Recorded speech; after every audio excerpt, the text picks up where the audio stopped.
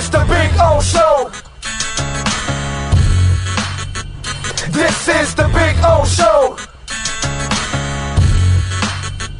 This is the Big O Show.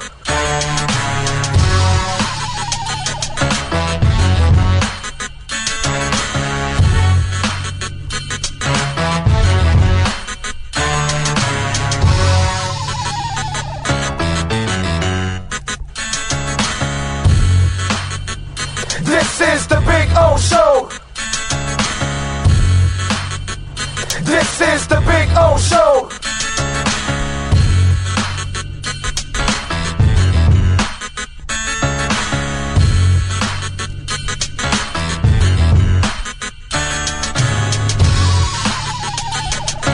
O Show.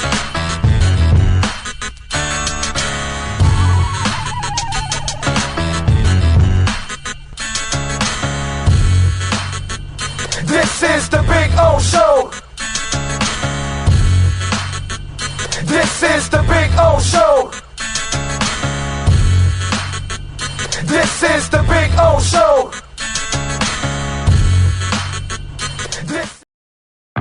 There's just one place to celebrate a happy new model year. Acura of Pembroke Pines. Drive away in a new Integra. Only $299 a month at Acura of Pembroke Pines, the #1 volume Acura dealer.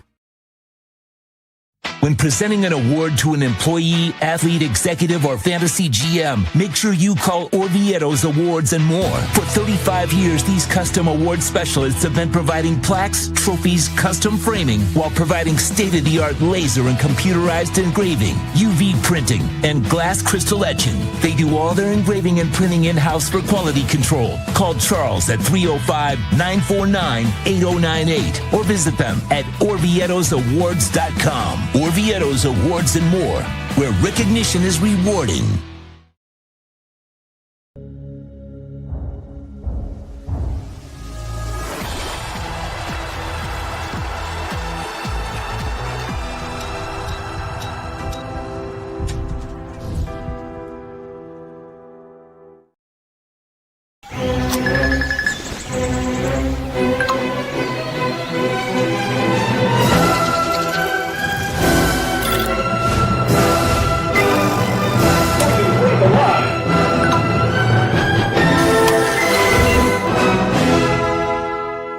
Set the rhythm of your smart home with Sloman Shield Link, the new integrated smart home platform that automates your life just the way you want it. Sloman Shield Link. Be the maestro of your own home.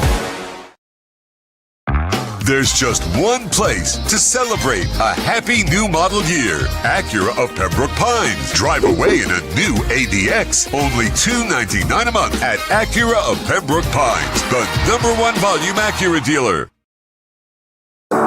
After 40 years, the Big Cheese Miami is still producing great Italian food. They started in 1984. Since then, they've been winning awards while being voted the best inexpensive Italian restaurant in Miami. Visit them for great food, amazing service. Witness the decades of Cane's memories. The walls are like a Miami Hurricanes Hall of Fame. The Big Cheese delivers anything on its menu or party platter menu to your home, office, or even a park for a picnic. Located at 8080 Southwest 67th Avenue, Miami. Call 305-662-6855. TheBigCheeseMiami.com, where they serve large portions at family prices.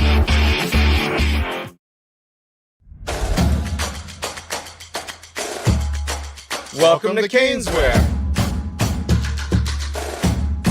New store, new items, same great experience.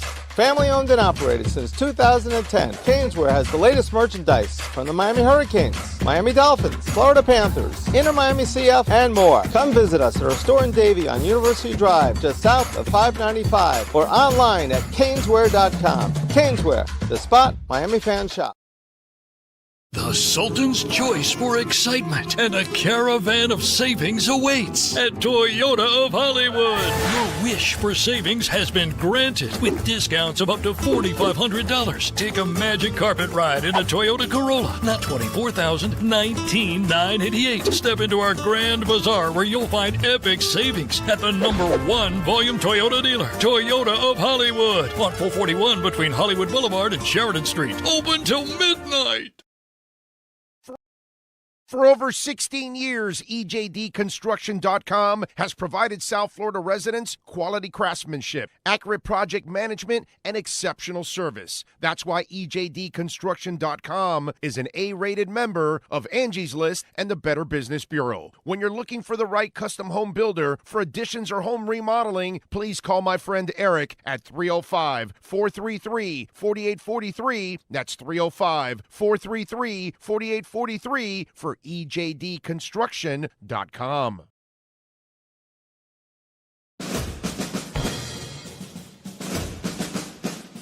It starts every morning before the sun comes up. Projects are laid out. Plans are made. Equipment is fueled and loaded with inventory to handle all service requests.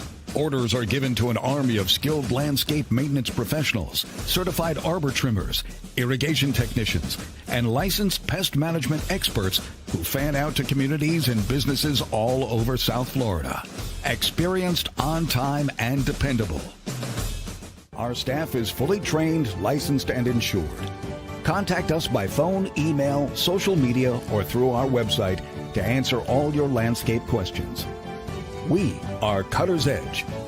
Total Landscape Solutions. When it comes to your smile, confidence is so important. At Moody S Dental, they provide the services to get your smile back. This family-run practice prides itself by offering the latest technology to give your family the best experience possible. Moody S Dental has been in business for over 30 years with offices in Hialeah and Plantation. They accept most major dental insurances. They provide free new patient exams, 20% off select treatments. To qualify, please follow us on Instagram at moodys.dental. Moody S Dental has been in business for over 30 years. To schedule an appointment in Hialeah, call 305-821-0231 and Plantation 954-692-6825. From Invisaligns, dental implants, same-day crowns, and the preventative care and preservation to get your smile back. Go to moodysdental.com to find out more and tell them Big O sent you.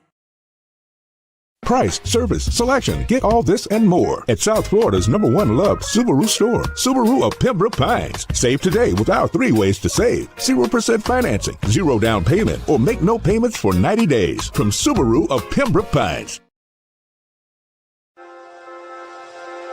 Hi, this is Jeff Welt from Welton Rayom. Dan and I have been in business together for over 22 years. We're not your typical lawyers. When Dan's not working in the office, he's flying his stunt plane. When I'm not in the office, I'm either getting tattooed, bowling, riding a motorcycle, or going to concerts. We might not be your typical attorneys, but we are aggressive attorneys, and we'll do whatever it takes to get you what you deserve. Consultations are always free. Call us anytime, 24/7. Welton Rayom can help. If you're looking to take your home or business to the next level, then RM Contractors can assist you. RM specializes in new residential turnkey, new commercial turnkey, home and office remodeling. Call them for free estimates. Serving all of South Florida, licensed and insured. Call Ray, 305-345-3649. You work hard to create the perfect atmosphere. You dream it, we'll build it. RM Contractors, 305-345-3649 or Instagram at RMC Fisher Island. There's just one place to celebrate a happy new model year. Acura of Pembroke Pines. Drive away in a new ZDX. Only $459 a month at Acura of Pembroke Pines, the #1 volume Acura dealer. The viewpoint statements or beliefs expressed on the following program by the host, guests, or callers are not necessarily the opinions of FantasyXS.com, Media Group Inc. ownership, management, sponsors, or website. The game is final. Tua and the boys are in the locker room. Let's go over what happened in this game in our Dolphins post-game show with Big O. The post-game show is brought to you by Welton Rayom, Acura of Pembroke Pines, Hialeah Park Casino, Toyota of Hollywood, RM Contractors. The stats are final. The insiders are ready. The platform is mastered by the one and only Sean Stanley. Now, let's find out what the Big O thinks about this matchup as we start our Dolphins post-game show. Here's Big O. What happened? Well, Dolphins doing Dolphin things. You know, I had a segment like that earlier this week telling you that the Dolphins do Dolphin things. And they go into a streak where they beat a couple of shitty teams. And yes, they surprised the Bills. Okay. And then now you're front and center and you shit your pants. You know what I mean? It's I mean, you know, it's like 40 years of this, you know, that they don't play well in the cold, that they choke in big moments and all that. And we're going to talk about the issues that we have now. Obviously, Mike McDaniel, Tua is just absolutely, you know, unplayable, actually. Actually, that's where we're at, actually. But it's just, you know, ownership, it's the head coach, it's the quarterback, it's you have no front office. It's rough, man. It's rough because there's some players on the team. There's no doubt. You know, poor defense came out. They busted their asses early on to give you a chance, but the offense did not, and the head coach did not also because early on he still got like the first drive. Okay, so you surprise him with the first pass. Great call. Boom, that's it. The next time on the next down, instead of going back to the meat of the matter, you get cute and you end up on a second and long and third and long, and you end up, you know, screwing yourself.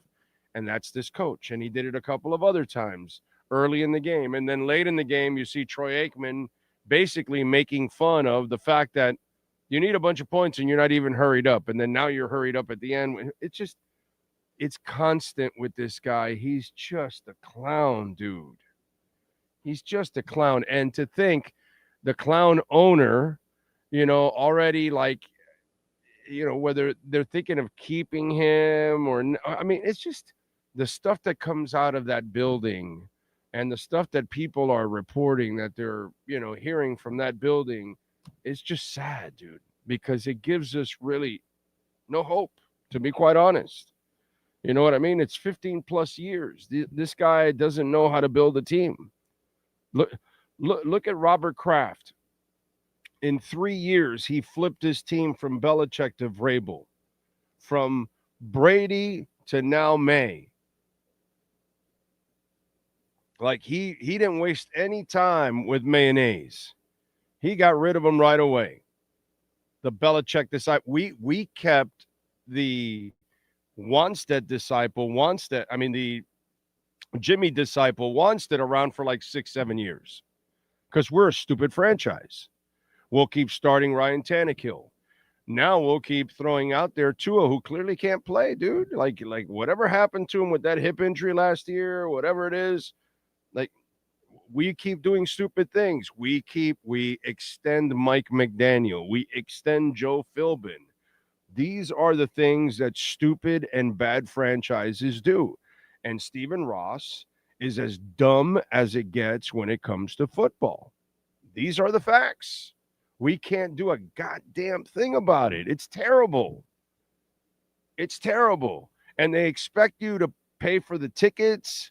They expect you to buy the jerseys and the shirts and the hats, and you buy your ticket to watch them when you live out of town. You spend your time on a Monday night to watch it. You're going to go to sleep a little late. You're going to be tired tomorrow. You invest your emotions, you invest your money, you invest your time, and you get nothing in return. Ever, dude. Not this year, not 5 years ago, not 10 years ago, not 20 years ago, not 30 years ago. You never get your money's worth, ever with this team. This is what they do in these moments all the time. And it doesn't matter if it's Marino and the boys. It doesn't matter if it's Wanstead and the boys. It doesn't matter if it's Gase and the boys. It doesn't matter if it's Flo and the boys, and it doesn't matter if it's McDaniel and the boys. Does not matter who it is. They all fold like a cheap tent every time in these moments. And this Pittsburgh team is mediocre at best. Mediocre at best, and you embarrassed yourself in every way possible. You showed how incompetent you were on the sidelines. You showed how incompetent you were on the field. You showed that you were an embarrassment. You showed that what you did the last month was just typical Dolphins being Dolphins, that we do this stupid stuff where they dig themselves in a hole. And then, look, for those of you that are all sports fans, you know who used to do this all the time? Sean, you're an all sports guy. Before the team that just won back-to-back Stanley Cups and has gone to 3 straight Stanley Cups. Do you remember how the Panthers used to do it all the time, Sean? They dig themselves in a hole, and then the second half of the season, they'd be killing themselves to try to get to the playoffs, and the very few times they would get into the playoffs, what would happen to them? They'd get spanked and sent home. Does that sound like familiar? Huh? Yeah, we always had games in hand as we were chasing it down. Yeah, always. Always. And either they missed the playoffs or they barely made it, and when they made it, they got embarrassed. Sounds exactly like the Dolphins the last, I don't know how many years, how many decades now. And it's just like, it's just rinse and repeat and rinse and repeat and rinse and repeat over and over and over again. You know, it's really tough to watch, man. It's really tough to watch. I love the team. I even gave them a chance today. If you're going to play like you played the last month, you should go win this game. But, yeah, you didn't. You didn't. Because immediately you started getting cute. And you are who you are. Don't try to change it, dude. Don't try to play any kind of deep balls or anything. Like, everything's got to be short and intermediate with this guy right now because he can't do anything. He can barely do the short and intermediate stuff. I don't know what happened to that kid. You know, it's hilarious, dude. It's hilarious. And now they're at a point, believe it or not, they're at a point where, okay, here's where we've reached with Tua. Okay, they're at a point where you shouldn't play him anymore. He's a detriment to your team. He's afraid. He definitely doesn't want any kind of contact. He can't move around. That ball that he floated out for an interception, he never stepped into that throw. Something's going on with that hip last year. Whatever happened to him, it did some damage to him. But he is not the same person physically, mentally, psychologically, whatever. He is a waste right now. He is absolutely useless. Okay. And look, for some people, like, you know, the weak fans, some of the weak fans that we have out there, and they go, oh, you know, Big O's too negative. Well, first of all, let's, you know, on the Tua thing, this is very interesting. I was thinking about this. I wanted Tristan Wirfs that day. You can go check the video. We've been on here long enough. It's the early days of it. And I did the draft that day, and I talked about Tua. And I said, well, you can draft him, but I'm paraphrasing, but expect a lot of injuries. That's why I wouldn't take him, because of his injury history. I would have never taken Tua. I wasn't a Herbert guy either, okay? Because I still think he's Jeff George, an athletic Jeff George, when it's all said and done. I wanted Tristan Wirfs, who has been an all-world player from day one since he got into the league, and he would have been just an absolute, you know, pillar of stability for this offensive line to this day. He would have been. But I took a positive spin on the guy that I didn't want, which was Tua. I said, well, he can play, he can throw the ball, but you better protect him. Did they protect him? No. They got Jesse Davis and a bunch of other clowns, and he took hits. He took on concussions. And he just added more to the misery he already had in Alabama. And that did him in. And that's done him in. And so the team failed him. Now he is failing everybody else because he either mentally, physically, psychologically, whatever the hell it is, he can't do the job. He cannot do the job. Tua Tagovailoa cannot do the job. He can't slide in time. He can't move. He can't evade anything whatsoever. He can't step into throws. He can't even figure out to throw shit out of bounds now. This mofo doesn't even know how to throw shit out of bounds. He is so psychologically broken, okay, that it just makes no sense to play him. You're at a detriment now. You're just play the other two fools, and yeah, they're going to make a whole bunch of mistakes, but you know what? They're going to let it rip at least. And this kid can't do anything for you right now at all. He cannot do anything. He can't read right. He can't throw right. He definitely can't throw left, right. He can't do anything. Can't slide. He doesn't do a damn thing right. Nothing. And what he used to have, the accuracy, that shit's gone, dude. That shit's gone. It's now erratic now. He'll have some moments, but then he'll have other moments that are just absolutely terrible. So he's become like a lot of other quarterbacks that are kind of erratic, with their accuracy. And I know it has nothing to do with him in a physical sense in that point. It's just whatever it is psychologically, whatever's going on, whatever confidence he's lost in his body, whatever confidence he's lost in the offensive line, in the scheme, whatever it is, he's useless. He's useless. But there is a bright side to it. As I've been telling you guys throughout the week here, the bright side is that you now are stuck the last month running because he can't pass. So why would you keep him into next year?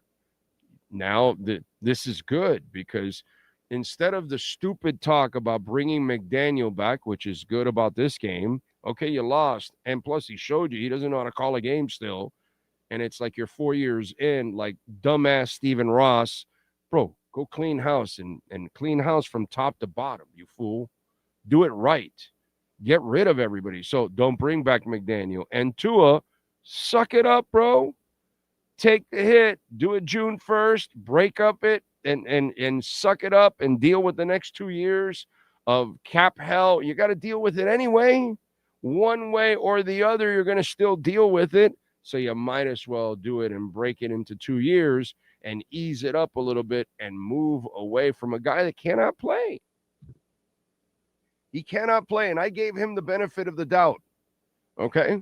But now, I always put the caveat, you got to build a line in front of him. You got to get him a tight end, get him a big receiver, get big targets. These people got midgets.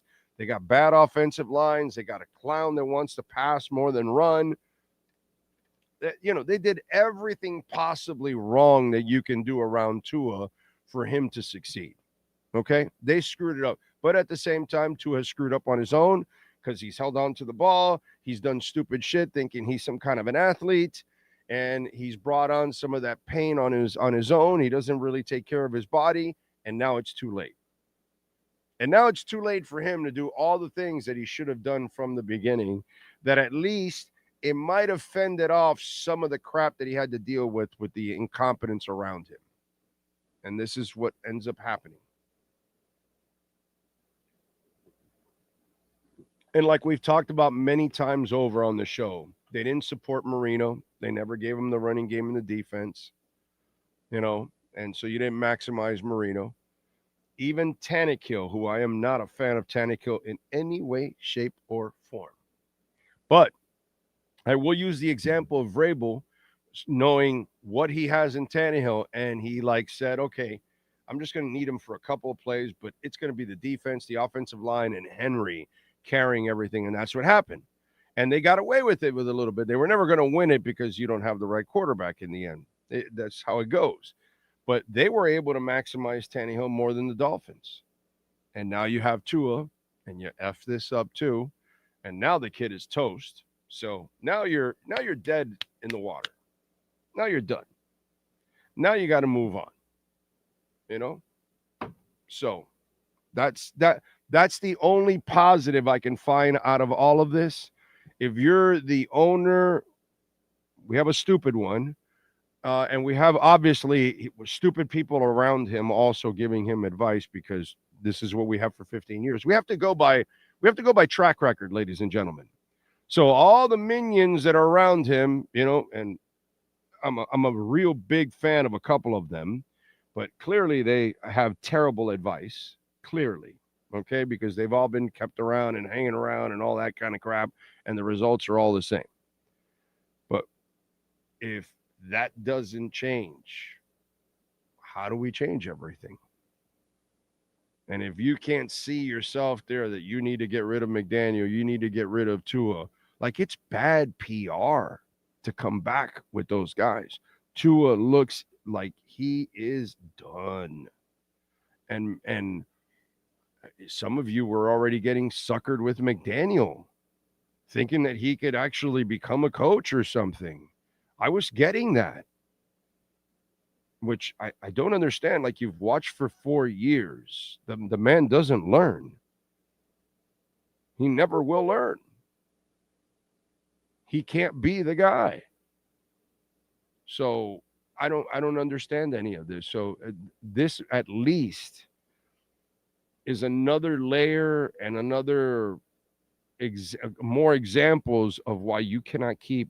You already got rid of the front office. Well, get rid of the coach and get rid of the quarterback. If the only way you start with any kind of hope for next year is with a clean slate. If you bring back any of the problems from last year, front office, head coach, or quarterback, you're going to have the fan base pissed off, because there's going to be an albatross somewhere. There's a ball and chain. There's something dragging you down. Right now, Tua is dragging them down. They had no shot today because Tua was the quarterback. Hate to say it, but they had no shot. If he couldn't make certain throws, and I said this in the pregame show, you can run, and they still didn't commit like they should. You can run, but he's going to have to make a couple of throws tonight, and he couldn't make them. And the stuff they got late, none of that shit counts in my book. So, it's sad, man. It's sad. By the way, please smash the hell out of the like button. We got 700 people watching. We only got 99 likes. Come on, man. That's like 600 of you that haven't even given us a like. 600. 6 out of 7 haven't given us a like.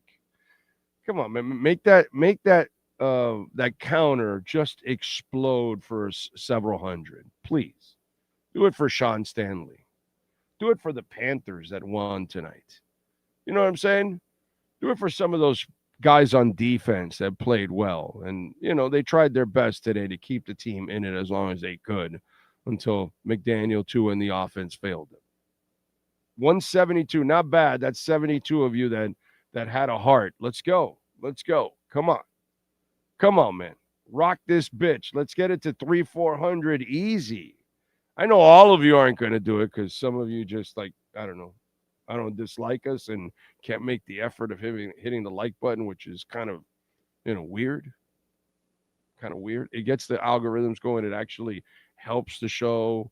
More people get to see it in their search engines and things like that. So that kind of helps out. You know what I'm saying? And remember, you can make a donation to the show, Cash App or Venmo at Cash Big O Show. That is Cash Big O Show, Cash App or Venmo. And you can make a Bitcoin, Ethereum, Chainlink, or Solana donation. And of course, you can send in your questions, comments, and insults. All kinds of good stuff. We always appreciate it, whatever it is you send in. Andrew Watson, he says, you support Tua than most. I respect you for your loyalty. You wanted him to be great. He showed glimpses. I never wanted Tua and been disappointed since I saw him in the Titans game with Flores. Tua shrunk in the ice, Tua balls. Yeah, but that one also, the other Titans game is the one that I blame the old man for not blitzing the guy. But yeah, it's just, it says, anyone that says you're a negative is a fool. I know, I call it like I see it. I didn't want Tua. But once they took him, I said, look, this is how it can work. And I gave the kid every chance possible and was very supportive of him from the get-go. And I think you could have easily won with him, but you didn't do it right. And unfortunately, now, whatever has happened to him over the last couple of years, he's done, dude. He's done. And also leaving Nick Hicks too, also, because he just looked different then. And again, that last hip injury, something's going to come out of that. Peter German says, I love Tua, but he has to be benched. He doesn't have it anymore. Ross, on the other hand, needs to grow some cojones and fire everyone in the organization and stop taking us fans for granted. Well, he doesn't give a shit about the fans. That's why he has his own logo and all that. He just cares about money, bro. That's all the Ross family cares about. They make money, dude. That's why they were thinking of staying with them or bringing these guys back or anything like that, because they're not about winning. They're not like the Moss brothers that just they're maniacal about winning. Not even close. Andrew Watson, thank you for the love again. Defense came to play in the first half, but when they realized the offense didn't step off the bus, they lost their confidence in the team. You could feel the air come out of the team with every weenie ass Tua throw. Ross is a loser if he keeps McD and Tua. So glad Aikman exposed these MFers. I agree. And Andrew, thank you for the Venmo. Remember, Cash App or Venmo at Cash Big O Show. That's Cash Big O Show, Cash App or Venmo. Hateful Steve, no need to read all my Venmos, brother. I'm having a great night. Enjoy the donations. I know you must be crazy, bro, with the whole Tua stuff. Peter German says, McDaniel's play calling is awful. How the hell do you underutilize Achane in the running game the entire first half? The lack of Tua to McDaniel in the game clock awareness is awful. After 4 years together, I give up. Signed, a hopeless Dolphins fan. Yep. I'm with you. Jay Ellingsworth, thank you for the love on Venmo, sir. He says, late season, semi-meaningful game, prime time, Finn's choke. I think I've seen this movie. Anyone else seen it? Yeah. For decades, we've been watching this movie for the Dolphins. Decades. We're at 260. Come on, man. Come on, let's go. Let's go. Hit that like button. Come on, 260. Let's get a 400. Let's go to 400. We can go to 400. We got 700 people watching. Come on. Adam Pinkser. Oh, unfortunately, I spent most of this game apologizing to the Tua haters on my various text threads. I love the kid, but I can't defend him. Also, if Ross can't see that McDaniel isn't the answer after tonight, then we may not see a Dolphin playoff winner in our lifetime. Amen. Amen. I'm almost at the point I'm headed to 60 this year coming up. And I'm almost at the point that I'm not going to see a Super Bowl. I'm not going to see us win a Super Bowl. But, it's bad. Like, we can't even, win a playoff game or two. Like, that part is just, that's so terrible, Hateful Steve says, this might be my most anticipated Big O postgame show since we got spanked by Buffalo, losing the division season closer. He sent a bunch of other ones throughout the game. He's pissed. He's pissed. The poor man is absolutely pissed. And he should be. Like every other Doll fan should be pissed about what's going on here. Every single Doll fan should be pissed off about what's going on here. Let's go to the Super Chats. Cash App or Venmo at Cash Big O Show. We always encourage that. Why? Because we get 100% of the donation on Cash App or Venmo. But we appreciate the Super Chats. It's that YouTube takes 30%, those bastards. Who's first? Let's see. True Fin fan. I told you, not mad, but just disgusted. Yeah, it was ugly. Thank you, True Fin fan. Tua is horrible, but Mike is worse. Yeah, I would agree with that. I mean, they're both just absolutely terrible right now. And True Fin fan says, give it to him, Big O, for all of us. It's just the guy that deserves it is Stephen Ross, because it's 15 plus years of, like one guy goes to me, well, he hung on to Chris Greer too long. Well, what about Mike Tannenbaum? Well, when he took over, he kept the Parcells group for a little bit too, and those clowns. Doesn't matter. He extended Joe Philbin. This just is It's not a Mike McDaniel Tua thing, Chris Greer thing. It's a Stephen Ross thing. And it's 15 plus years, all kinds of general managers, all kinds of head coaches, and all kinds of quarterbacks. And nobody ever succeeds here. That's the common denominator. And the common denominator is Stephen Ross. He's the one that has the Bullygate stuff. He's the one that gets caught, trying to woo Sean Payton and Tom Brady and gets taken away a first and a third rounder. He's the guy that gets embarrassed in the middle of the night going after Harbaugh. He's the idiot that has the orange carpet. He's the idiot that sells Jets jerseys at the Dolphin shop in the stadium. He's the idiot that honors Tim Tebow and the Gators in a stadium that hosts the Hurricanes. This man is so incredibly stupid. It's beyond belief. You just wonder, like, wait a minute, he's a badass real estate dude. Like, none of that shit rubbed off over on this side? Because none of it rubbed off. However successful he is on that end, which, just look at the property, he is that bad at running a football team. Think about that. He can get that property and produce all kinds of money on that property, but he can't produce a winner for his football team. He can't find the right GM. He can't find the right coach. He can't find the right quarterback. He can't find the right team. He can't build the right culture. Nothing. The guy does nothing right. And the only exit that he has out of all of this is, well, he'll spend. That's what all the lackeys around him say, That's what they all do. They all say he'll spend, And some of the people that work on the Dolphin broadcast and some of the broadcasters, Stephen Ross will spend. He'll spend. He'll spend. Who gives a shit? There's lots of owners that will spend. We know that there's a couple that won't, right? The Raiders may not spend as much. Definitely the Mike Brown, the guy that owns the Chargers, although they have opened up their wallets, but everybody else really has owners that will spend. It's just, Woody Johnson will spend. Apparently he doesn't know how to spend either. The guy that owns the Browns, forgetting the idiot's name, he'll spend. Does he know how to spend? So none of this changes until you get a real owner. Next up. Let's see. Leon Fresco, one of the underrated terrible contracts is Waddle. Well, I think Waddle would look better with a better quarterback. So I don't know. I can't really blame Waddle now because he was putting up really good numbers for a stretch. Just because you're not throwing it to him doesn't mean he's not open. And if you can't get it deep and if you can't throw certain throws, that's not on Waddle. So I appreciate Leon. I disagree with you on that one. I would like to see him with a better quarterback. Next up. Devin, now that the season is officially over, now? Okay.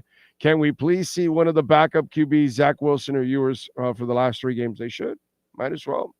I mean, again, I normally wasn't for that, but, I gave the kid as much of a chance to try to get out of this funk, and it's just more than a funk. This is physically, this is psychologically, this is mentally. He is somewhere bad. Next up. It is man of 1,005 holds. Horrible offense in the third quarter. It seemed like everyone quit in the fourth quarter. They wanted to play again. Crappy QB and crappy coach. Pathetic. 100% right, my brother. Next up. Phil Montgomery.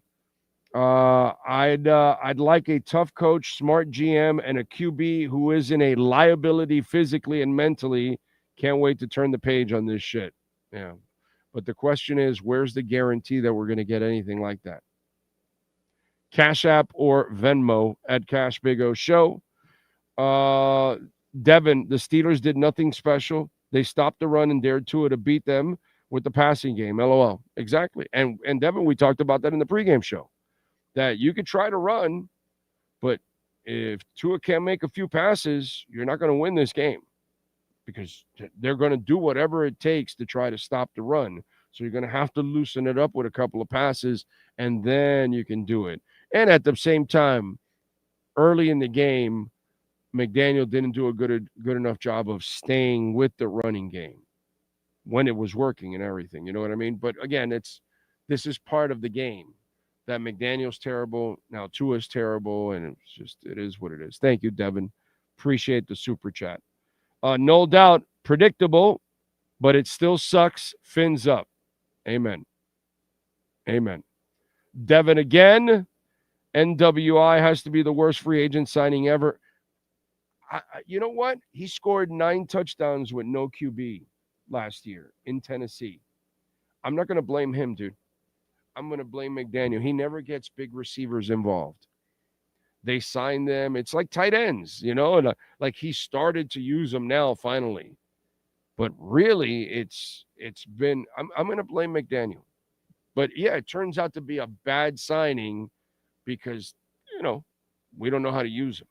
But that's like everybody said, oh, Gesicki, what a bad signing. Well, it wasn't a bad signing. It was just McDaniel didn't know how to use him. He goes to Cincinnati and they know how to use him. I just, I'm not going to blame it all on the kid. I have to go with the coach before anything else. Man of 1,005 holds. Miss you, Jonnu Smith. Thank you, brother. Humble legend. I'm glad we could take the season off, life support, and stop pretending there was hope with this trash roster. Now fire Mike McDaniel. Hey, I didn't sell you that shit. Okay, that's Joe Shad selling you that bullshit hopium. Okay, that's whoever else of these writers that are putting well, if this team wins and if that team loses and if that team farts 3 times in the third quarter and if that team takes a dump in the fourth, that we've got a shot. I never sold you that shit. So, I kept you level-headed. I told you this is not a roster that's going to the playoffs. This is not a coach that's going to take you to the playoffs. So this is all about a developmental year. So I was in the right frame of mind from the get-go. And if you took it that way, then, it is what it is. Would I like to be wrong? Would I like to know, them beat this, win this game and run the table? Yeah, even if they don't make the playoffs, I would love it. In fact, I thought they could win today. And I'm an idiot. Devin is back. Thank you, sir. He says, I'm okay with cutting bait with Tua and taking the 2026 cap hit. I can't do another season of this clown show. And how do you sell that to fans? How do you sell that? You can't. Cash App or Venmo at Cash Big O Show. Man of 1,005 holds says, sign tall wide receivers, doesn't use them, Finn's logic. Right. Yeah. Yeah, it's insane. He wasn't using Jonnu Smith last year, the first month of the season. He was barely using him.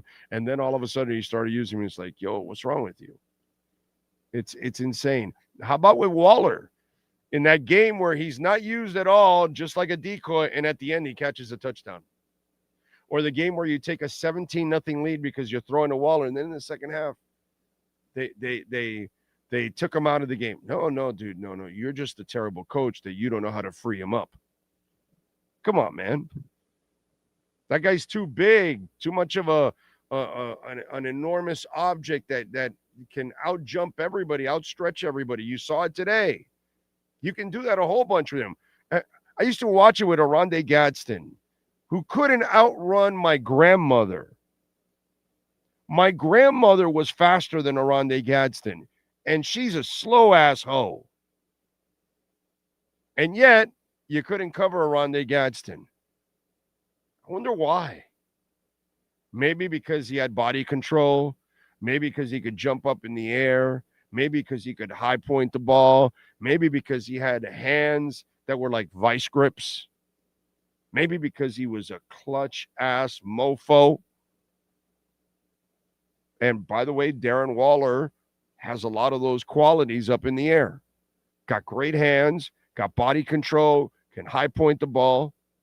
I don't know how I'm not using that like 5 times a game.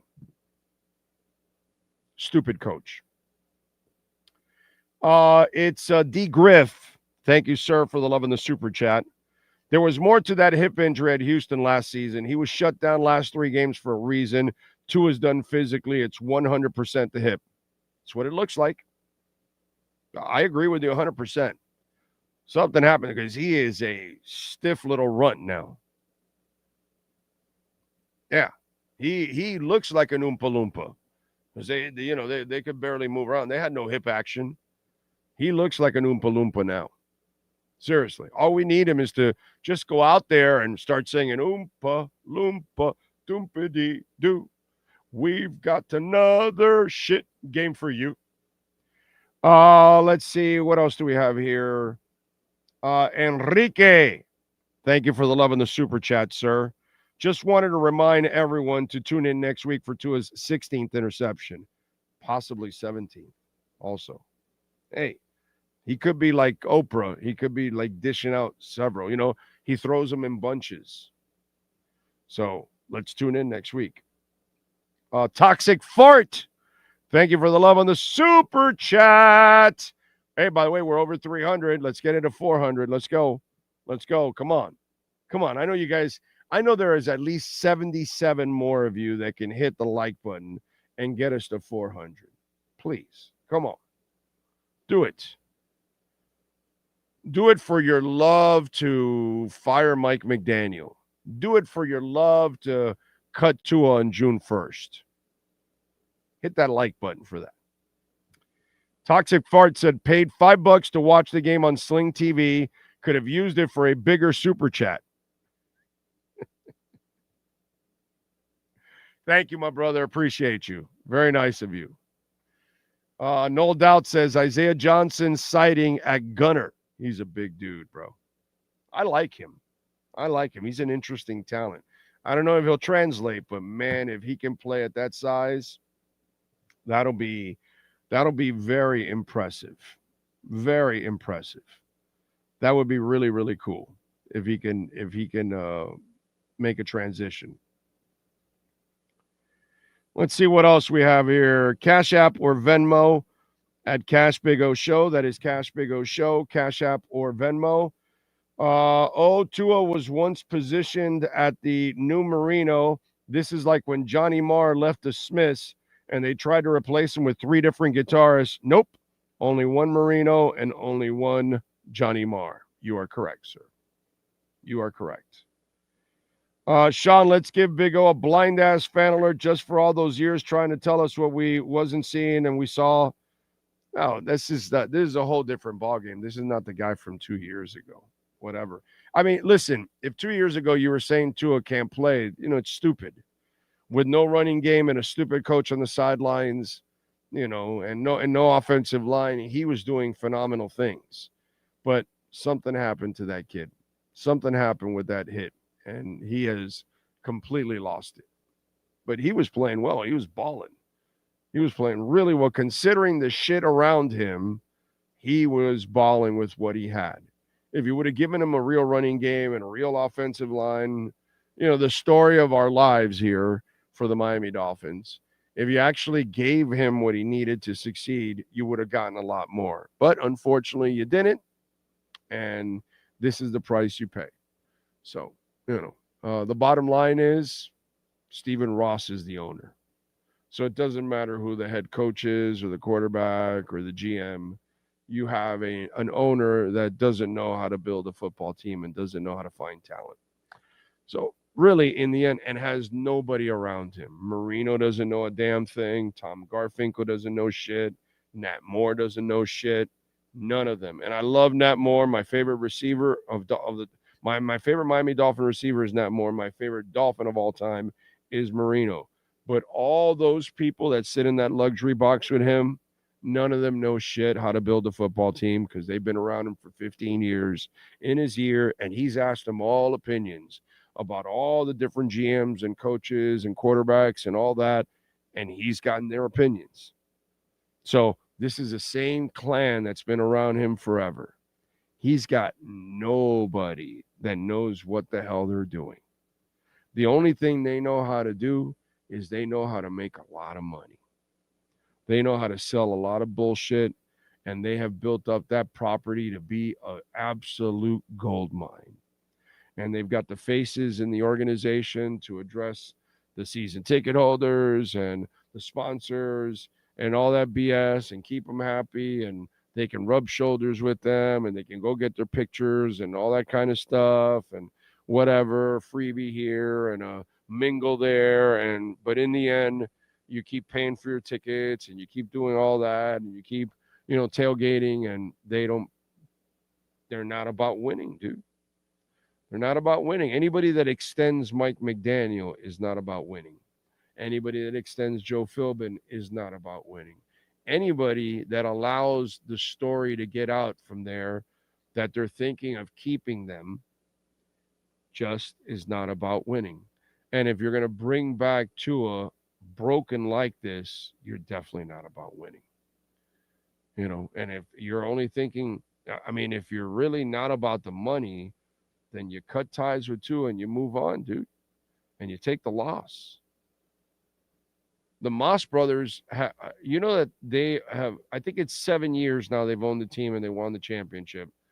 They've gone through like 4 GMs and 4 head coaches and a couple of iterations of the team until they got to this one that they finally won. Like, they made a shit ton of changes. They didn't waste any time. So it looked pretty crazy and disorganized and discombobulated, but they found a way to win. They did whatever it takes to win. And I don't see that from Stephen Ross. Because, when you're constantly dealing with the status quo, when you extend Joe Philbin on a game against the Minnesota Vikings that meant absolutely nothing, that's a message to your fan base that you really don't give a shit at all. So that's really our problem now. Our problem is that we have an owner that has no idea how to build a football team.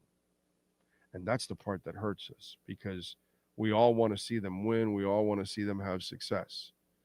And they never, ever get over that hump. And they always, in these moments, choke like a dog. Always. And now they've got, Cincinnati next week. Then they got Tampa Bay. And then they're at New England. And the loss that New England just had puts them in a position where they're going to really they're going to need that game because they're fighting for home field advantage. So all of this becomes even more difficult for them to finish this season. But this is why we said earlier this week, the Dolphins being the Dolphins. And I showed it to you. For those of you that, you may not have tuned in during the week. Here we go, folks. 05. I could have gotten more years back, but ESPN only went to 05, and I didn't feel like doing more homework.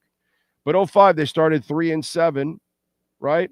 And then they finished the season winning 6 games. 06, they started 1-6, then went 5-1, and then went 0-3, which is kind of what they may be doing this year. 0-8, they went 2-4, then they went 9-1. 0-13, they went 3-0, then 0-4, then 5-2, then 0-2. In 16, 1-4, then 9-2. And the 2 were the Baltimore New England losses. 17, they start 4-2, they finish 2-8. 18, they start 4-2, they finish 3-7. 21, they start 1-7, they finish 8-1. In 22, they start 8-3, they finish 1-5. In 22, I'm sorry. In 23, they start 9-3, they finish 2-3. And in 24, they started 2-6, and they finished 6-3. It's like what was going on today, or what's going on this year, is this is what's been going on forever. Different coaches, different general managers, different quarterbacks, different running backs, different defenses. And I only went to 2005. This goes back to even, the back end of Shula's run. He had a couple of those years like that too. I remember where he started 9-2, I think, and then finished 1-4 or 0-5 or something.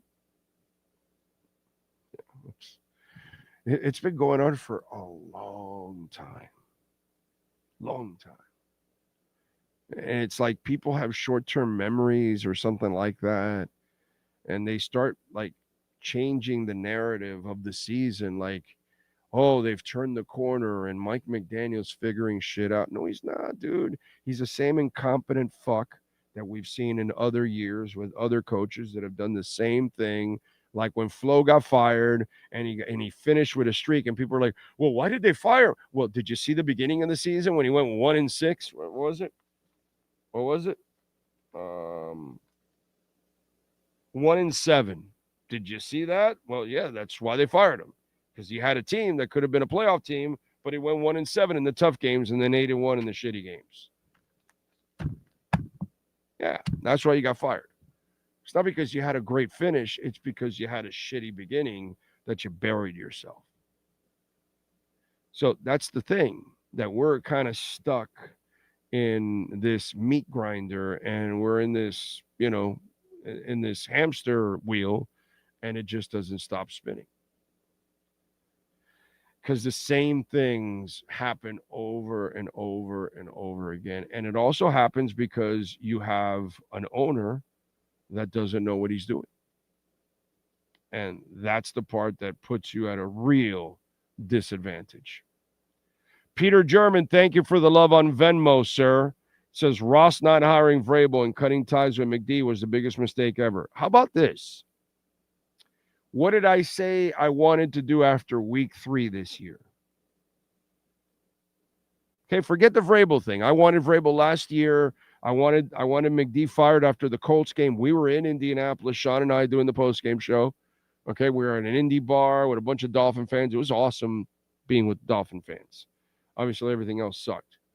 And I wanted McD fired that day and go after Vrabel now ahead of everybody. New England got him. Okay. But what did I say this year? Because now everybody loves Weaver. I don't know why you didn't love him in the first place, because they gave him a shit defense and he had to figure things out. And it takes a couple weeks to kind of figure that stuff out. And to the man's credit, he figured it out. So what did I want after week 3? Why didn't you fire McDaniel then and give Weaver 14 weeks so we can find out? This is why, Peter, this is a terrible owner. Because he does stupid shit like this, and he hangs on to people that he shouldn't hang on to, and he stretches it out to the point of no return. So not only Vrabel, this year I would have liked to have Weaver run the team for 14 weeks. Just to see what happens. If there's an earlier turnaround, if things start rolling and differently, just wondering, if I have Bevel run the offense instead of this idiot, does Bevel do a better job? Is Weaver a better head coach? Does he handle everything game-wise, the right way? I don't know. I'll never find out. Now I'm terrified that we're going to lose Weaver because that's so Dolphins, and he'll go somewhere else because he saw already being here and this owner, and he goes, yeah, let me go somewhere else where I think I can have success. And he goes and becomes a head coach somewhere else, and we lose out on the guy. That's what I'm terrified of. Jeffrey Anthony, thank you, sir, for the love on Venmo. He says, Big O, you were a Tua guy. Even earlier this season you were. I was too. He's just not the same. What are the chances he realizes he can't play anymore and walks away from the money like Derek Carr? No chance. No chance. He's going to play for you to cut him so he can get paid. He will play all the way, dude. He's going to get cut. That's the only way this ends up happening. He doesn't, and you see him, and it's not even hurting him how he's playing. when he's at the podium and all that, it's like, well, I'll try to do my best next time. And, it gets really old, unfortunately. And, maybe it's a detriment for him to talk about his hip also. I don't know. How does he pass a physical? I wonder. How does he pass a physical? That's an interesting one. Let's go to Tony Martinez on the super chat. Thank you, sir. He says, I'm tired of all you people talking about Burrow, Herbert, etc. You can bring any QB over here, including Mahomes. With this O-line, ain't none of them going to produce in any way. So good luck. Yeah, no, I mean, who's talking about bringing Burrow over? Well, what kind of stupid shit is that anyways? Burrow, Herbert, none of those guys are moving. Why would they? They're not even going to move them. So, whoever's talking about that, you're just a stupid human being. Okay? And by the way, you didn't succeed with Marino because you didn't have a running game and you didn't give him a defense. So he's right. Doesn't matter what quarterback you bring in here. If you don't have a front office, if you don't have the right head coach, you're not going anywhere anyways. So Jeremy Dorsett, thank you for the love on the super chat. The Browns owner's name you forgot is Jimmy Haslam. Thank you. Thank you for that assist. Ohio John, listening to Mike speak makes me wish I could have been a fly on the wall when he sold his front office that he was the man for the job. Yeah. That's some painful shit, man. 391. We're close to 400. Come on, man. Let's go. 9. Who's going to be number 400? Let's go. Hit that like button. Get us over 400. Come on. And remember, Cash App or Venmo at Cash Big O Show. That is Cash Big O Show. Cash App or Venmo.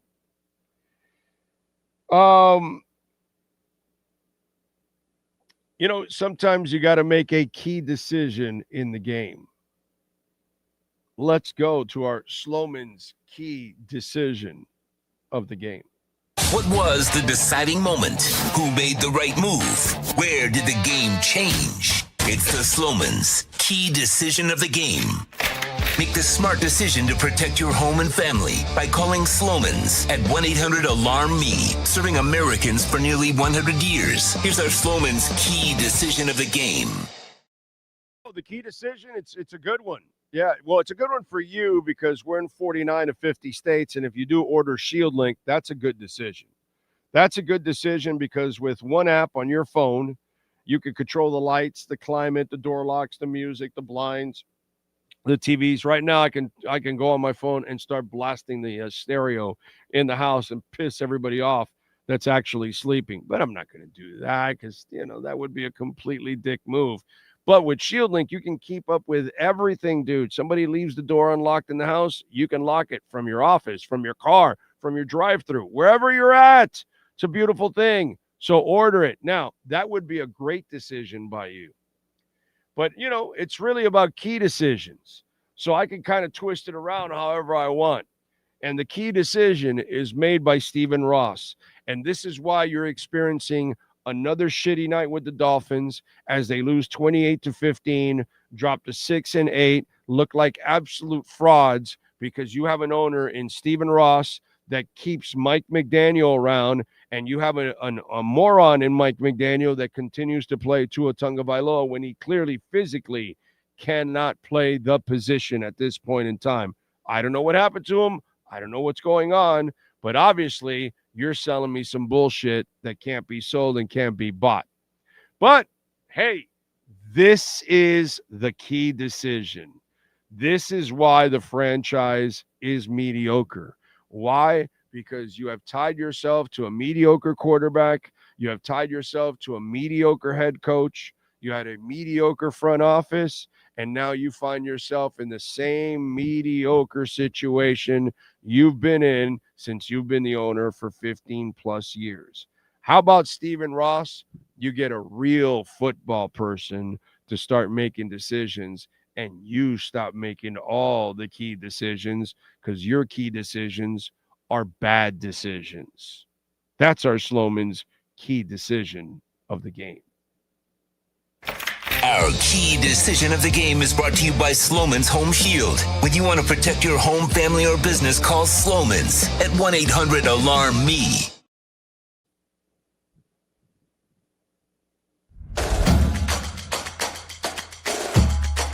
Welcome to Caneswear.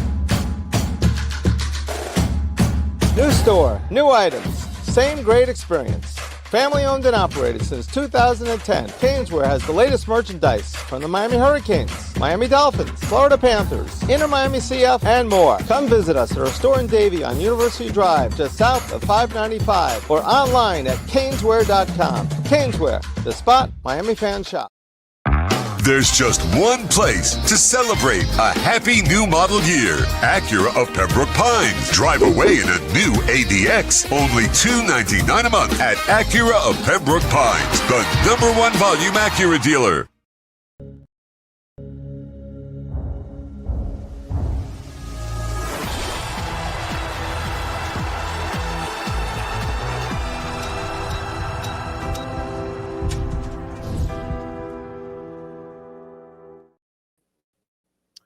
All right. Hope you all are hanging in there. We're going to have, We're going to have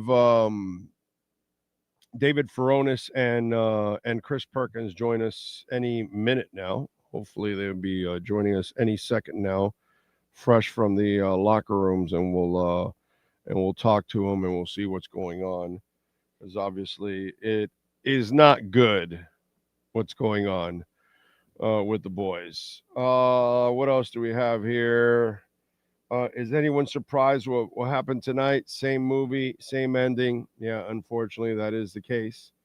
Enemy Bob says, why should HN not just dive into the ground? Mario says, Tua's trash, McDee's trash, Ross biggest trash of them all. I guarantee he's going to keep these current bums around. I thought we weren't going to tolerate complacency. Well, no, that's dude, they're making money. Ross is making money. He's printing money, dude. He's printing money. So he doesn't care. He doesn't care. Well, actually, Shelby, 50 million reasons to pass a physical. The question is, can he pass a physical? Because if he can't pass a physical, then I wonder if you can do something insurance-wise, medically, where you're like, hey, you can't pass a physical. Because I'm looking at him right now. That doesn't look like a dude that can pass a physical. I mean, Jesus, dude, he looks slower and weaker armed than 44-year-old Phillip Rivers. I don't know what's going on with him. He's messed up, bro. Like, he's messed up. It's not good what's going on with Tua. It's disturbing to watch. Like, the drop-off from, 2 years ago to now, just crazy. The highlight reel that they put out there where you see him and you can see the flexibility and throwing, and the arm was a lot stronger, and the ball was just flying out a lot. I mean, it was just a completely different Tua than the guy you're watching now. It's crazy. It's crazy, but it is what it is, and Miami is stuck in this position, and you got to do the right thing, which is cut his ass. You got to cut his ass. That's the only thing that you can do with Tua. You got to cut him. There's no reason to keep Tua Tagovailoa on your roster next year because he cannot play the position. And it's not going to get any better in this situation, especially with this coach. Plus, you will hurt the situation with a future coach. So you've got to give a future coach a completely fresh start, and you're going to have to bite the bullet and eat a lot of salary in the process. So crazy stuff, man. Crazy stuff. I wish we had, a better situation to talk about, but this is kind of what we've lived with for a long, long time. And I know every year we hope and pray for them to turn the corner and be a different team, but they just can't do it. And it doesn't matter what iteration of the Dolphins we're talking about. Doesn't matter what head coach, what quarterback, what GM. Just does not matter. It's really, really frustrating. So, if only Dan Campbell grew on trees. Well, the Dan Campbell thing is kind of running out of gas over there too. So they are not as strong as they've been in the past. We'll see if he can continue to maintain. He's had a great run to start, but I think what was it? Where are they at now? They're after the loss. They're 8-6. So it's not like they're world beaters at this point in time. So we'll see. We'll see how that develops. Obviously, it's much better than what's going on here, but that Lions run seems like that window is closing on that version of that team because the Rams took care of business against them. And right now, I don't put them up there with the Rams or Seattle or anything like that. So I don't know. I would tell you that Lions run right now is kind of looks like that window is closing. So we'll see how Dan can rebuild that team, but he's going to have to kind of rebuild that team because they're not having such a good year, and they've had a lot of injuries too. So even 2 years ago, Tua wasn't winning us games. Well, but that's the team. That has nothing to do with Tua. That the team has never won. When do they win in the playoffs? I'm sorry, Dizzy. I must have missed it there, bro. Please explain to me, Dizzy. Please explain to me all the winning that the Dolphins have done in the playoffs the last 30 years. Please explain that to me. Because I love you guys that like to spin a lot of bullshit. Because that's what you are, Dizzy. You're full of shit. Okay?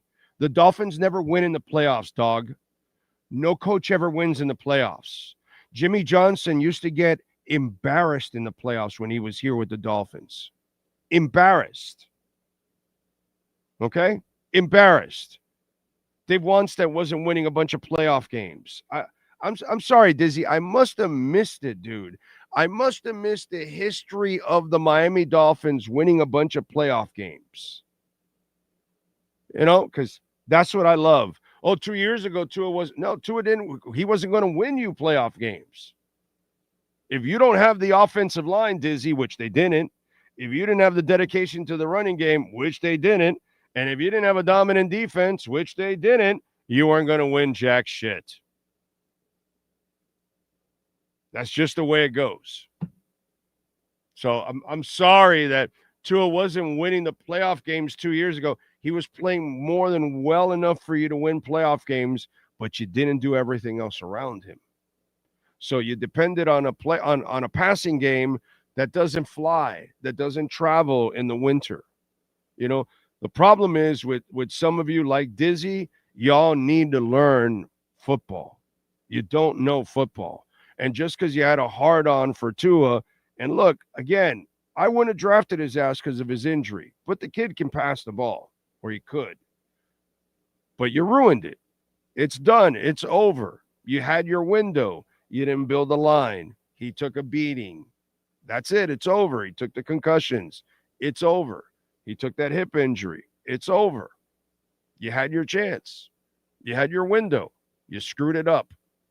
That's simple. You could have done better, but because you're a shit organization, you never get it done. Because from Shula till now, you've been a shit organization.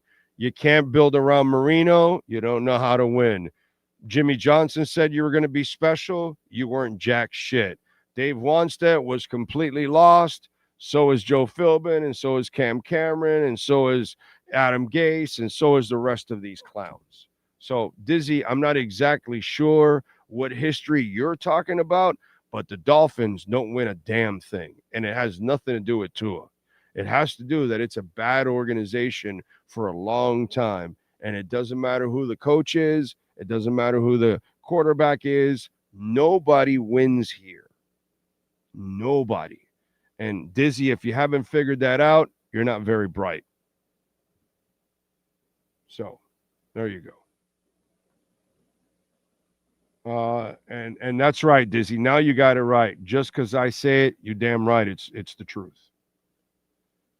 Anyway, I think Tua has legit lost everything. I think he's gone there. Those guys at least had playoff runs and division titles. Tua was what guys? What guys? What guys are we talking about? I'm sorry, I must have missed that. What guys? Did they have a defense? Did they have a Ricky Williams? I don't know. You tell me. Because I haven't seen that here. I haven't seen an offensive line. They didn't build a team here that they needed, dude. They never built a team that they needed here. Ever. And they didn't have a coach that knows how to put everything together anyways. Which that's what happens. Flo couldn't build a staff, and this guy doesn't have a clue on how to build a team.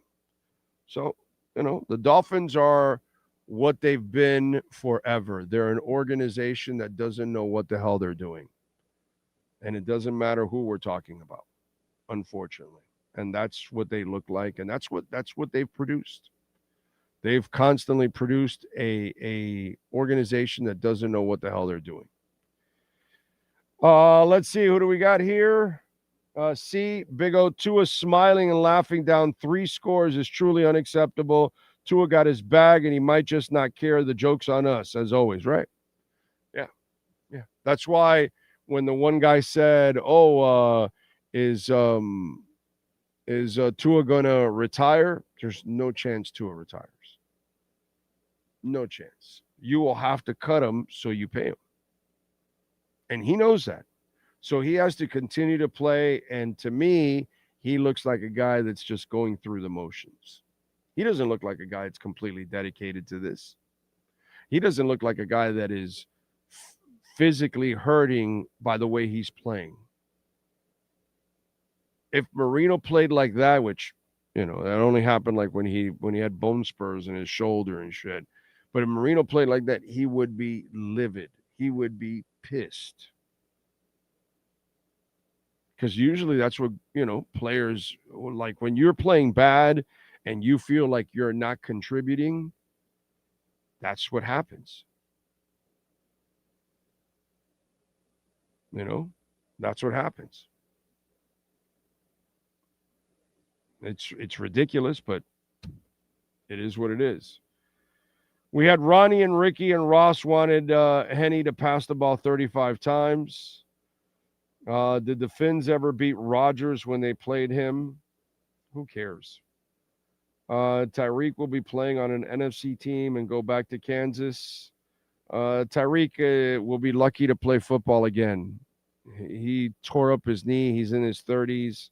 He's not really going to end up making much. So, what else? Even the great Dan Marino got squashed during his final run with the Finns after a comeback win against the Seahawks. Yes, the Seahawks were in the AFC. Yep.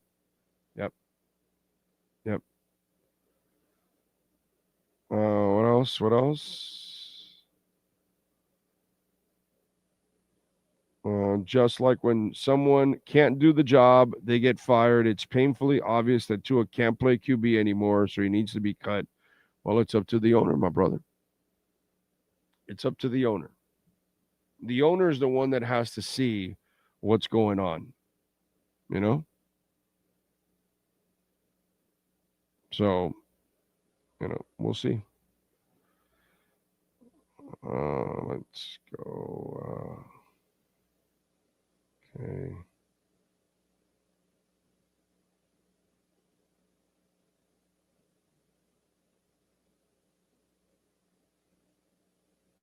Just answering a text here. I am sorry. All right, Perk is coming on now, so we'll get the percolator going, and we'll see what he's got to say about this matchup with the stinking Steelers. And our, the sad part is this was a weak Steelers team.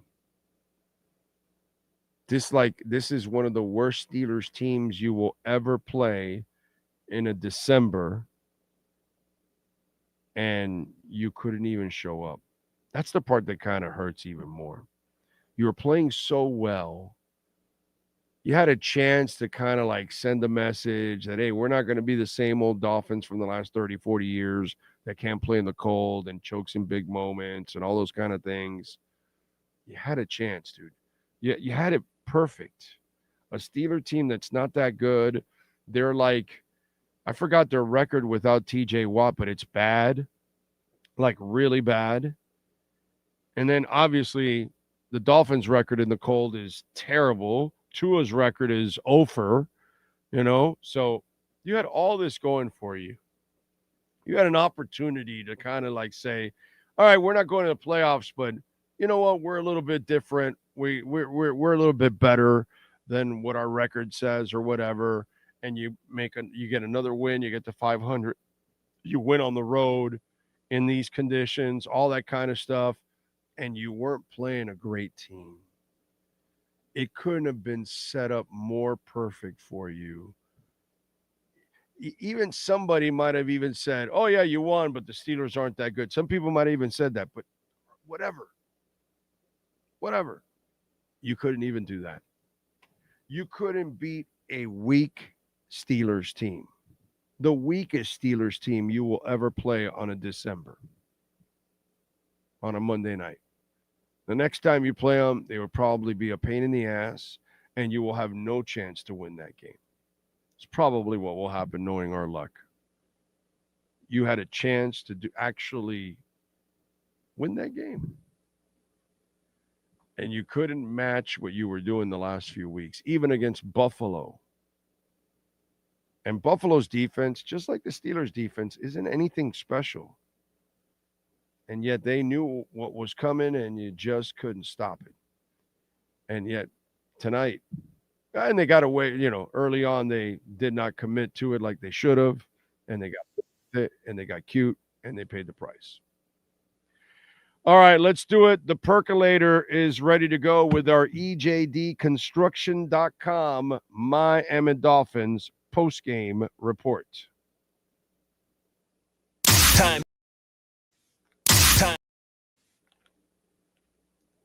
Time to go to the locker room, Miami Dolphins fans. Let's find out what's percolating with the one and only Chris Perkins in our EJDconstruction.com Miami Dolphins post-game report. Oh, Perk. I tell you, Perk. Well, it's like a broken record that we just keep playing over and over again over the years, my brother. It is, Big O. And look, this season cannot be called a success because they did not win a playoff game. We'll see if we call it a failure by what happens in these last 3 games. If they have a losing record this season, yeah, I'll call it a failure, just like I called last season a failure.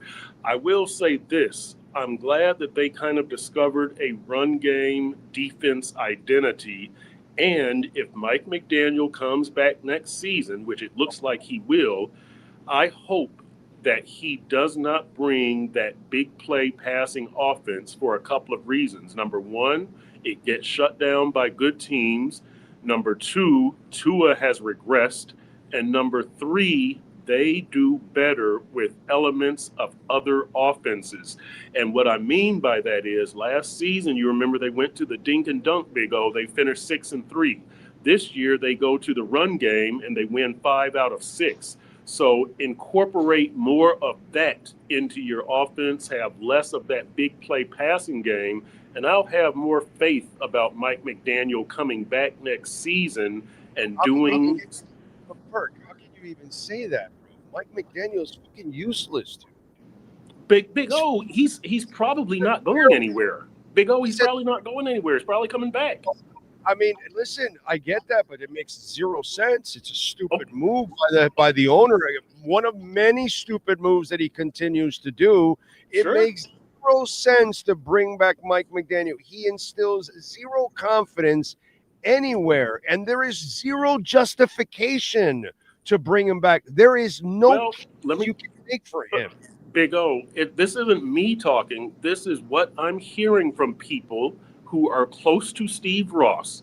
Steve Ross is about process. And look, and I was having a discussion with somebody last week about this. And I said, okay, I appreciate that, but you're in a results-based business. And I was told, no, Steve Ross is about process. That's why Chris Greer isn't here anymore. And again, Steve Ross likes harmony in that building. Mike McDaniel has brought harmony in the building. You know my stance, Big O. Listen, Big O, you know my stance. Greer should be gone. McDaniel should be gone. Tua should be gone. They should all three be gone. Only one of them, it looks like, is going to be gone. So I'm not going to continually talk as though he's going to be gone. I'm going to talk about what he can do to be better upon what seems to be an inevitable return. And ditching that big play passing offense would make him a better coach and give this team a better chance to win. Aren't you guys better suited talking about why Stephen Ross shouldn't bring him back and like make tons of cases? So maybe I've been doing this for like 2 years. But why are we? It's just I agree with you. By the way, and Tua has to be cut on June 1st. He can't even physically play the game anymore, dude. He really cannot even physically play that game. That interception, he didn't even step into it. I don't know what happened with that hip injury last year. Whatever happened, it did some damage to him in a serious way.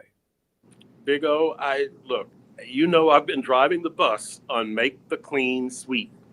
And look, here's the other thing, Big O, because if you ask me, among Chris Greer, Mike McDaniel, and Tua, Chris Greer was best at his job. He got you the best talent that you've had in 2 decades.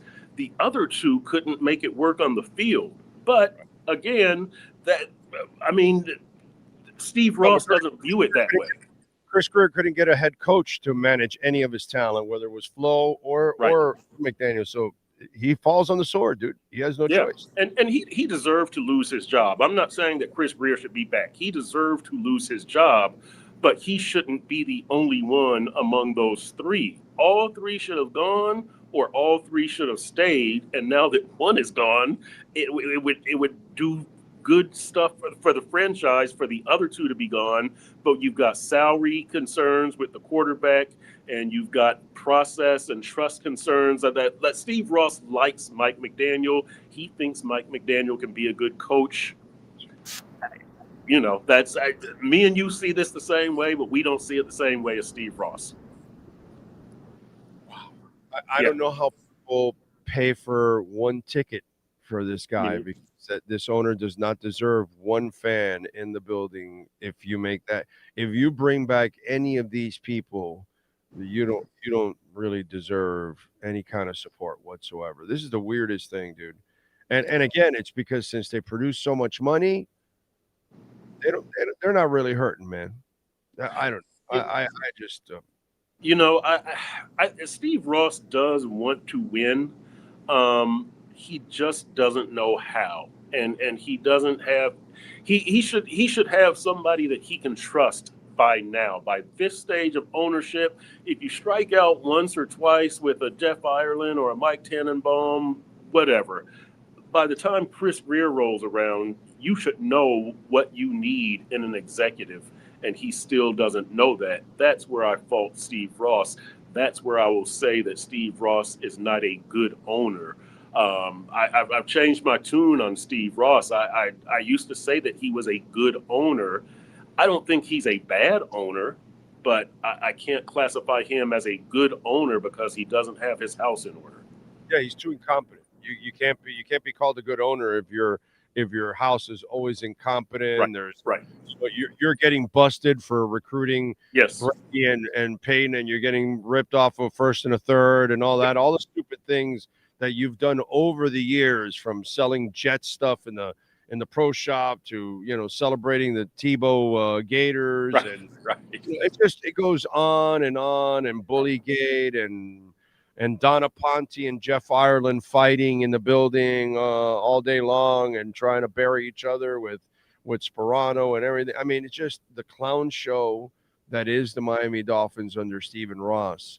That's why you're not a good owner, because it's a clown show.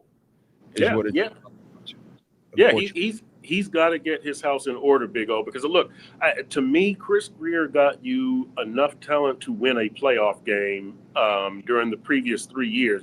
He didn't get you Super Bowl winning talent. His drafts were suspect.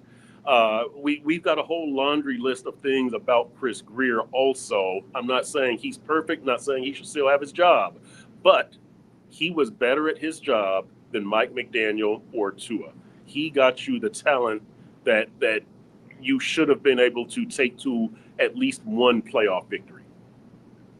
Yeah, it's just it's baffling. And by the way, I felt bad for the defense because they came to play, man. And then eventually, obviously, they ran out of gas going, okay, these guys aren't doing shit on the other side and we're done. But I felt bad for the defense, man, because they did everything to set the table to put you in and keep you in this game. Yeah, to me, the big turning point was the short kickoff by Riley Patterson, that the defense had been doing a good job and keeping Pittsburgh off the scoreboard, but then you get that short kickoff. Pittsburgh gets the ball at the 40-yard line. They've only got to go 60 yards for a touchdown, and they do that. Then they get the ball back to start the third quarter. They score another touchdown. And before you know it, you look up and they've scored 4 unanswered touchdowns from late in the second quarter to early in the fourth quarter. And at that point, the game is over. They needed that one spark, and they got it. That was the turning point of the game to me. Any injuries? No, we don't know about Minka, but he talked to us after the game. He seemed to be fine. I think that's probably the one injury off the top of my head that would be most concerning. I can't think. Ollie Gordon came back in when he had the ankle injury. Zach Sealer got really slammed. He on an extra point. He jumped up in the air and somebody caught him and just body slammed him. He went into the blue tent briefly. I think that was early in the fourth quarter, but he came back into the game. So I think off the top of my head, I think they're okay on the injury front. Okay. All right. How do you look at the one thing I disagree with you already, this is a failed season for me. It doesn't matter. You're not making the playoffs. This is a failed season. So you're done. And I don't even think you're going to win the next 3 as it is, but I don't need you to win the next 3. To me, this is a failed season, unfortunately. But what is the end game outside of players playing out of pride? I think Mike McDaniel and Champ Kelly have to decide, are they going to take a look at either Zach Wilson or Quinn Ewers? They have to decide, as they move forward, and that this goes beyond the last 3 games, what is going to be your identity? Is it going to be the defense run game team? Again, as you move past these 3 games, are you going to extend Devon Achane? So I think you've really got to figure out, Steve Ross has got to figure out who's going to be the general manager and who's going to be the coach. But I'm just assuming Champ Kelly and Mike McDaniel come back. And after that, to me, you've got to figure out what's going to be your identity, what's going to be your style of play, and who on this current team can help you get there. What do you need to do in the draft? What do you need to do in free agency? Are there coaches you need to replace? All that kind of stuff. You need to get going on that immediately. The playoffs are out. So you need to turn your attention to next season as far as style of play, personnel, front office, head coach, all that kind of stuff. It's now about 2026, right? We're in 2025. That's a shame, right? I don't even know what year it is, Big O. It's all about 2026 now. Well, you don't know what year it is because every Dolphin year is the same. That's right. Yeah, it could be 2018. It could be 2013. That's a very good point. It could be any year. But look, I did this for the folks just to have a little fun. In 2005, they started 3-7, then they ended with 6 wins. In 2006, they went 1-6, then 5-1, then 0-3.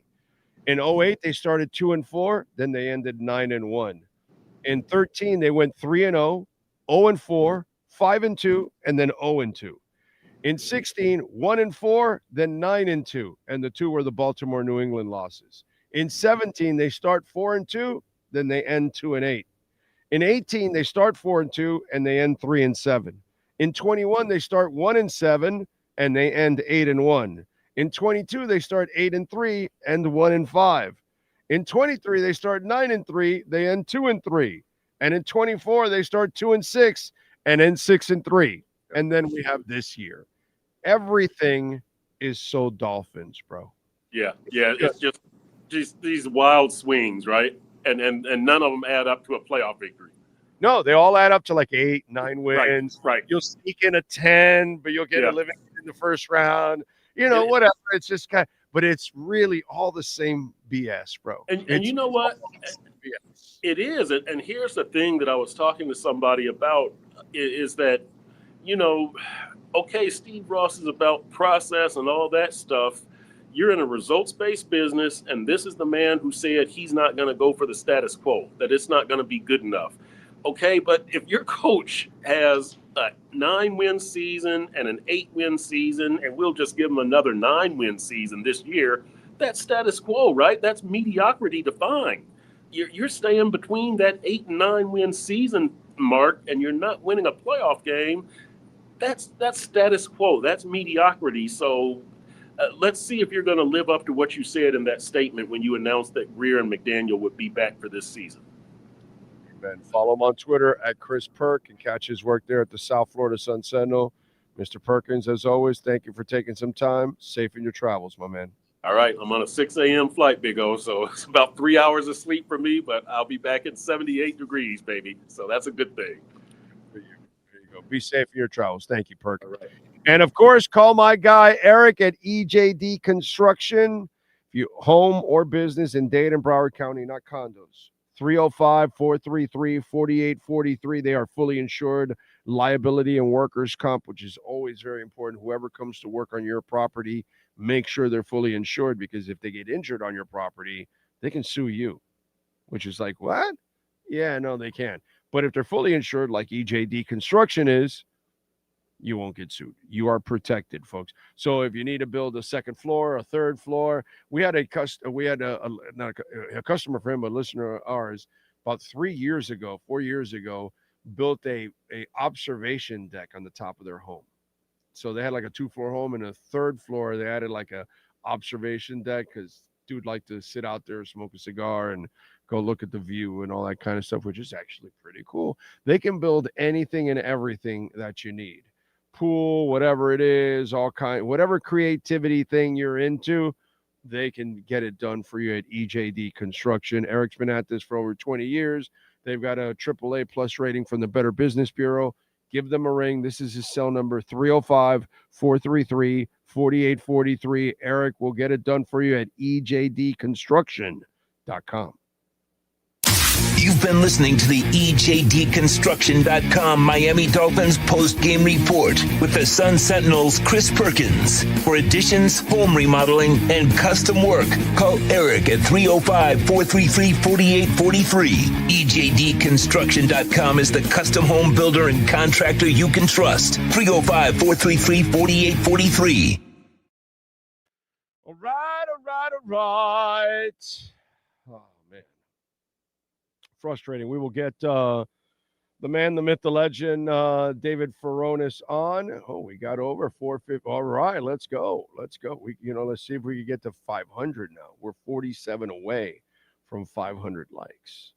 So I know there's 47 of you that haven't hit the like button. Come on, hit it. Jeff says, did anybody ask McDaniel what in the F thought process was and how he handled the last few drives? Oh, I'm sure they asked him, and he'll talk about all kinds of crap and won't have any answer for it. And we'll give you a long, drowned out answer with no answer. At this point, dude, who cares? The guy's a joke. I don't know how you can even think of bringing him back. The fact that Perk is telling me that, it breaks my heart to know that you're gonna torture our fan base by bringing Mike McDaniel back. How do you do that? I was at the Tebow game, sat right below the box where the Gators players were sitting. I was talking crap the whole game about Tebow.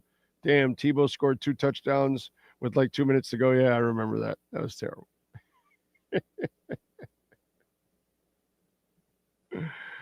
All right, he is ready to go. Oh, yes. The Welt and Realm Miami Dolphins post-game report with the one and only David Furones. All rise, football fans, as the Welt and Realm Miami Dolphins report with David Furones is in session. Welton Rayom has more than 62 years of litigation experience handling insurance disputes. They are committed to resolving even the toughest insurance claims quickly. Call them for a free consultation. 954-966-4646. Here's Miami Dolphins insider David Furones.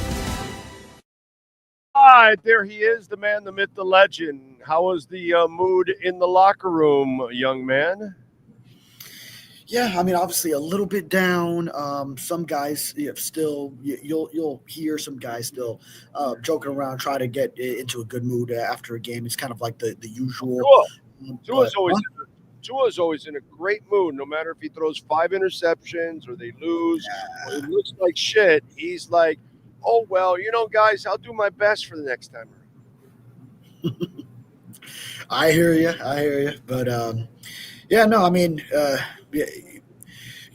I think they're still trying to find the value in the next 3 games. That's kind of just the message that you're hearing is just everyone, of course, on the outside is going to say, hey, they're eliminated from playoff contention. That's that. But I think the guys are they're competitors. They're just going to go out there to compete, put good football on tape, and that'll be their plan, their goals for the coming 3-game stretch now that they are officially out of it. What did McDaniel say about the clock management, which was all screwed up? And Troy Aikman constantly was making fun of it, like it was a joke that they weren't hurrying up when they needed points, and then they were hurrying up when it was already over. So I'm wondering, what was his answer? Yeah, he said something about – that was a question I asked actually post-game. He said something about that, doing the math on the end of the game, that he knew he would need 1 onside kick at some point. So, I mean, I'm with you. If you're either hurrying or you're not. So, I got to listen to it again because I didn't really catch – exactly what he was trying to say that first time, as I've got like a million things going. I'm like updating a story. I'm listening to him. I'm thinking of the next question. But it's funny because before you came on, somebody asked that, and I said, it doesn't matter. He'll answer it in an answer that won't give you an answer. It'll just be a long, drawn-out thing. And when in the end, you're just going to go, huh? What? Whatever. And that's kind of what's going to end up happening because there's no explanation to it. It's just complete incompetence. Well, I'll tell you what. I mean, as far as as I was watching the game, I never even really felt like the Dolphins had a chance to make a comeback. So even as it was going, I was kind of just there like, oh well, it was already 28-3 in the fourth quarter. Like, you're not coming back. We're pumping hopium. Yeah. So actually, yeah, because I've got I'm watching the game live in the press box, but then I also have an earpiece to the broadcast. Whenever I can, and then I'm hearing like Troy Aikman is really like getting on the Dolphins over that, and with them scoring twice, then you do have, and then having another possession late, you do have to wonder if they could have pieced that together in a more timely fashion. Yeah, you could have maybe gotten another possession out of it where maybe that last possession you're playing for, you're within 1 possession at least. So, but it would have taken a lot, obviously, to come back from 28-3 in the fourth quarter. So as it was happening, I was never really thinking like that. But then, you kind of look at the number of possessions and they lost by 2 scores. If they could have manipulated 1 more, then there might have had something to play for that final drive. But ultimately, the game was lost in those first 3 quarters for sure, and especially that end of first half to start of the second half, that turnaround, and just not handling the elements, not getting the offense going, the tackling in the second half. So many things you could point to. By the way, follow David on Twitter at David Feronis _. David, I've given Tua every break and been very supportive of him and try to understand even some of the situations he's gone through and all that. But it's clear, dude. There's something wrong with him. That hip injury from last year, whatever it was, that interception he threw, he couldn't even really step into it and put more on that throw. His throws have just more air now than they've ever had. There's no juice whatsoever in his throws nowadays. He's not playing with any kind of confidence. I'm looking at a guy right now. This is how disturbing it looks. Physically, he cannot do the job. There's something going on with the kid mentally, psychologically, physically. I'm sure it's a combination of all kinds of things. But right now, he does not look like he's early on in the game. Why you weren't really competitive?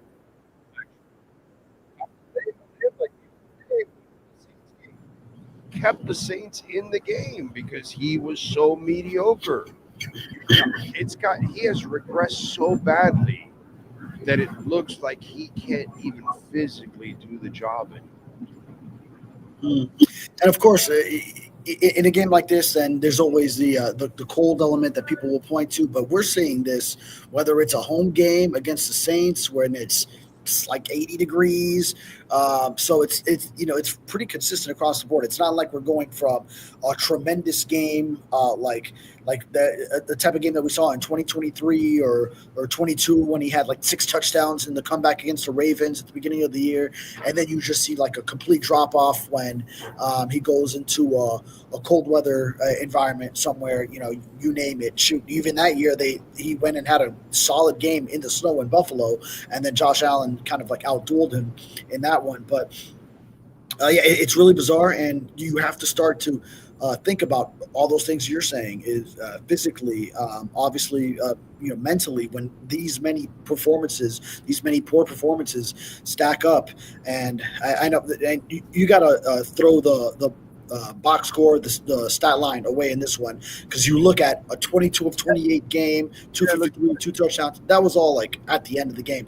The offense didn't even have 100 yards until the early in the fourth quarter. So, I remember like people remember that Green Bay game last year when the offense, they were like completely annihilated the first 3 quarters or so, and it was very similar to this. Then they score a couple touchdowns late, and the score wasn't as bad, and then to a stat line was something else. So people were like, "Oh no, he did this in the cold." Like, no, you need to be able to go from the start and be competitive in this game against. When you're trying to fight for your playoff lives in a nationally televised game against what is a better team than you, and on the road in tough elements. So the Dolphins didn't do that. They couldn't sustain drives. So I don't even look at like the run pass ratio because they just weren't running enough plays in the first half through the third quarter. The first 3 quarters, it was just the Steelers had these long drives. Even when they missed on a 3rd down, they would extend it with a 4th down. And then the Dolphins had all these drives of 4 plays, 3 and out, 5 plays.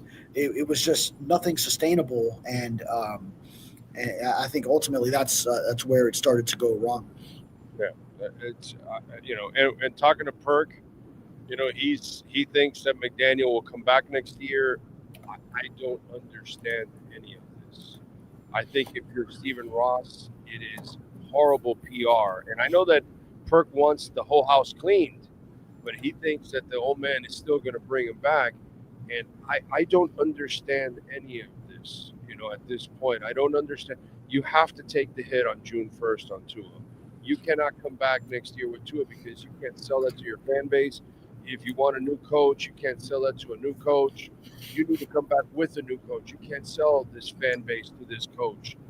All this kind of – I just don't understand how the idea is more about completely turning the page and starting fresh than bringing back any of the nightmare pieces from this season. I don't understand that. I get the same sense as Perk.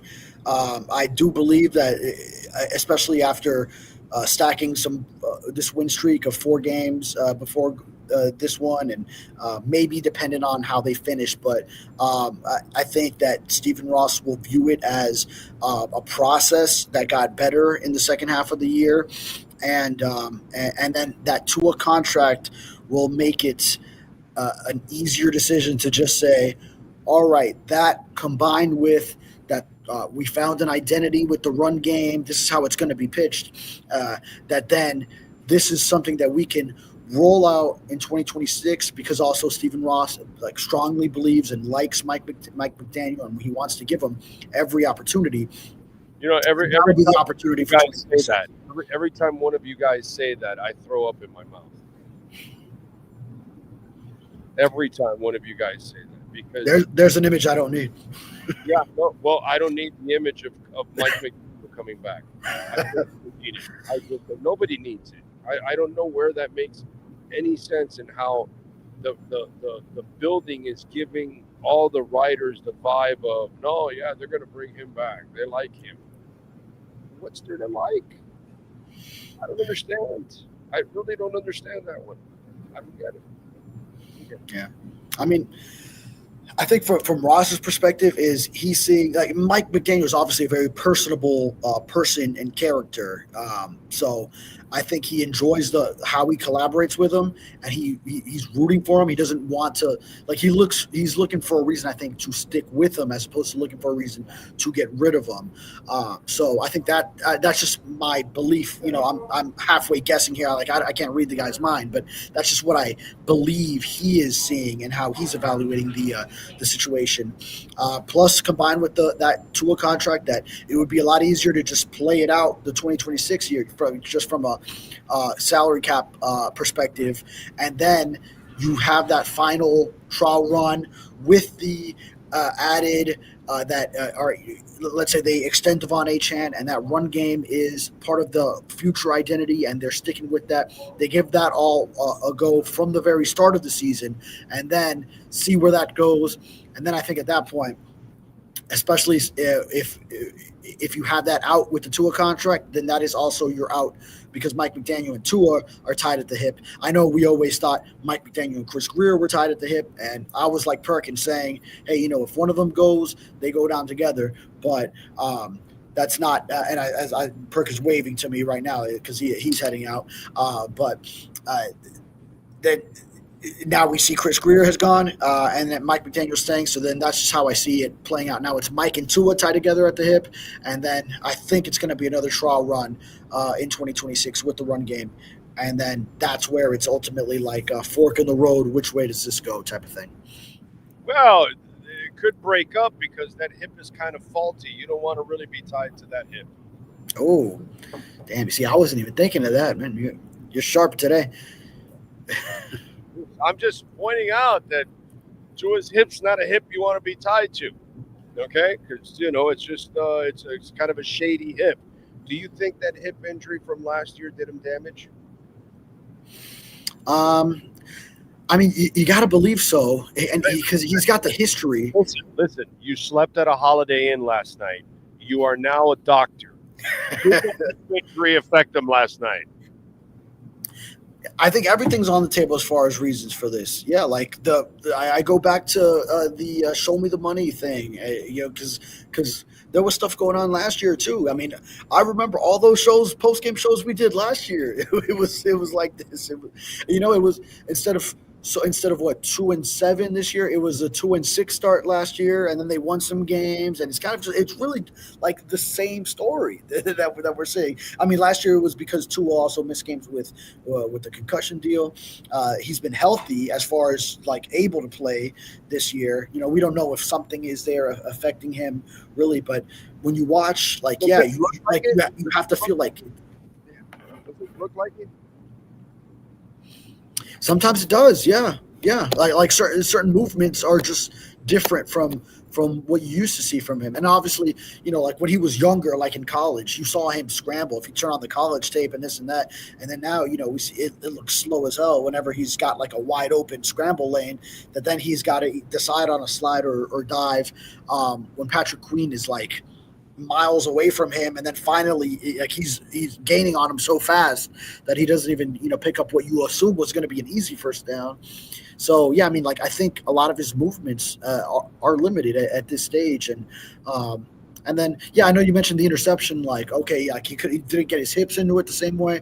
I think that was more of like the way he was looking, and then the way he threw it, and not reading where Asante Samuel was, because that throw had no chance. Whether he put all his hips into it, whether he had a cannon, that was just a bad decision. That ball was never going to make it there anyway. But yeah, I like everything's on the table.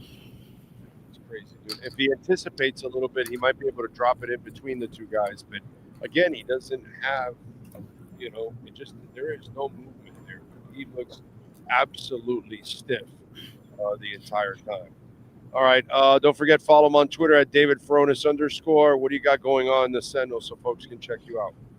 Yeah, just wrapping up the game coverage here as the Dolphins were eliminated, and getting some of the team perspective from the locker room, the post-game interviews in there, and also writing the Minkah Fitzpatrick return. He spoke after the game, and also was hurt in this game, a calf injury.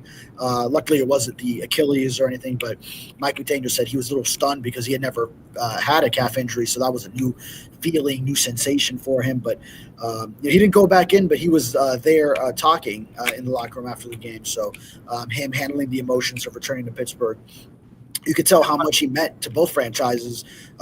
Pittsburgh, and how much he means now to the Dolphins, because there are players from both sides coming out on the field to check on him when he went down. By the way, the Dolphins were playing well in the last month. They were actually running the ball well, which would have gone well in this kind of weather. And how many times do you go to Pittsburgh in December and you're playing a mediocre Pittsburgh team? Without TJ Watt. And without TJ Watt. They were mediocre with TJ Watt or without TJ Watt. They were still mediocre. And you couldn't beat a mediocre Pittsburgh team, because I know a couple years from now, if you ever go back there again, it'll probably be a badass Pittsburgh team and you will have no chance at winning. That's the sad part about this.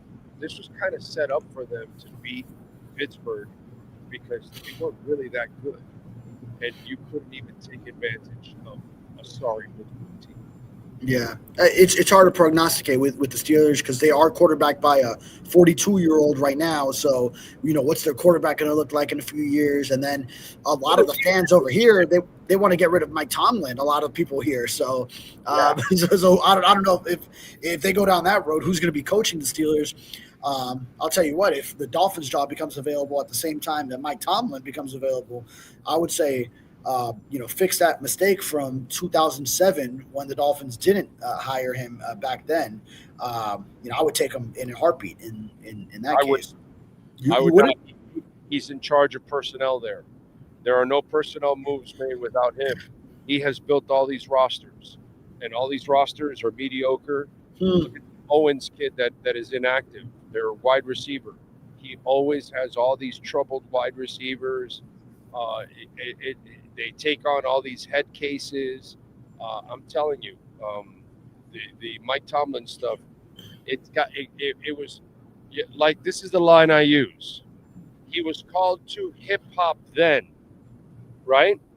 Well, he's too hip hop. He's not hip hop enough now. Okay, he is a old coach, old thinking. His offenses are old. He does not adjust. One of the most electrifying wide receivers was traded off that team and sent to Dallas. And yeah, he's a problem child and all that, but he thrived over there because they have an offense that is built for today's NFL. The Steelers keep running this old-ass offense under this guy, and look at all the quarterbacks that he can't find a quarterback. After he won with Cowher's guys, he never won again. And so he has been exactly just slightly better than what the Dolphins have been lately. You know what he's been? The end of Shula's run. 10 games, get in the playoffs, but really make no impact, get eliminated early, all that, where we got to a point as a fan base that we were saying, oh, listen to this. Yeah, Shula can only win 10 games and just get into the playoffs. That's how we were towards the end. Like, oh, yeah, he just doesn't do enough anymore. And that's where Tomlin is. Tomlin is stuck kind of in that same abyss that he doesn't really advance. And if you look at his offenses, they are not what matches modern-day offenses in today's NFL. You have to change with the times. He refuses to change with the times. And so this is why. Look at Aaron Rodgers. Aaron Rodgers now he's playing in a more run-oriented type offense because that's what this guy wants to do, because that's what the division is. Well, guess what? Nobody in that division is winning any titles right now. Why? Because they're not dynamic enough as it is. You know what I'm saying? So you better get dynamic. And he refuses to get dynamic. I don't want any part of Mike Tomlin. That ship sailed, and it's done already. He's kind of set in his ways, and I don't like the ways that he set it. And all you got to do is look at his results, and he has final say. So if you bring him here, guess who's going to have final say in personnel? Mike Tomlin. No thanks. Yeah. Maybe he's old school hip hop. Yeah, now He's still hip hop, but he's old school hip hop. Now he's old school hip hop. Now he's not hip hop enough that he doesn't change with the times. So he's not hip. So not hip to the current times. Yeah. Get the hop out of here. Okay. I don't want anything to do with you. All right, David. Safe travels, my brother. We will catch up during the week. Yes, sir. Thank you. You got it. And Welt and Rayom, they got you. Our bookend tackles. The consultation's completely free. If you're dealing with bankruptcy, homeowner property damage, condo damage, criminal defense, business owner claims, commercial litigation, personal injury, the best part is you get to call them, you get to explain your situation, and they'll tell you if you got a case. And if you got a case, you got two guys that are just absolute bulldogs, man. They are left and right tackles. They will protect you. They will take care of you, and they will go after those insurance companies, and you never have to deal with the insurance company. In fact, if you have homeowner property damage or commercial litigation or business owner claims, never call the insurance company. You call Welton Rayom first. They send their adjusters, and then they call the insurance company on your behalf. You'll never deal with the insurance company. The only thing you're going to do is pick up a check at Welton Rayom. 954-966-4646. This has been another session of the Welton Rayom Miami Dolphins Report with David Furones. At Welton Rayom, they don't get paid unless you win. They handle complex personal injury claims caused by the fault of another in both state and federal courts. They handle auto, trucking, motorcycle slip and fall, and bicycle accidents. Call 954-966-4646. Welton Rayom can help.